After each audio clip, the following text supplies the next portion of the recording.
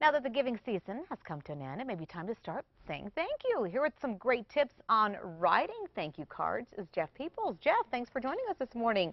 So tell me, who are you with again? My company is Window Book, and we produce, our clients produce more than half all American business mail. So Wow. it's 5 of every 10 envelopes in the mail.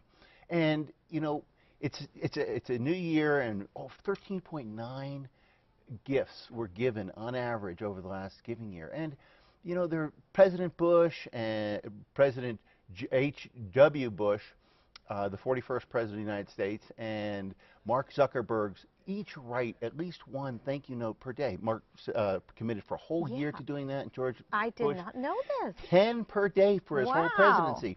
And so, you know, there are 3 mistakes to avoid.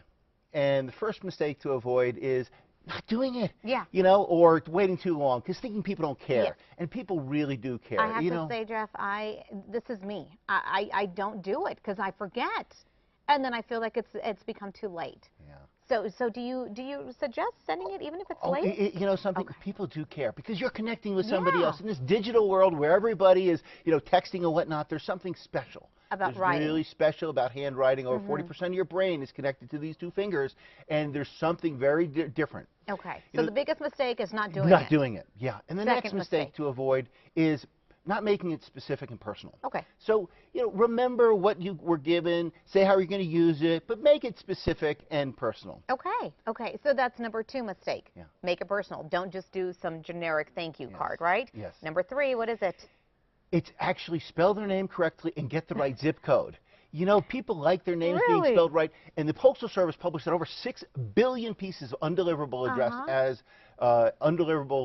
as addressed mail go into the system each year. And you don't want to get what Elvis Presley got when he said, "Return to sender, address unknown, no such number, no such zone." So, you know, just have a little bit of fun. Take a moment. You can use the USPS app or go to the website.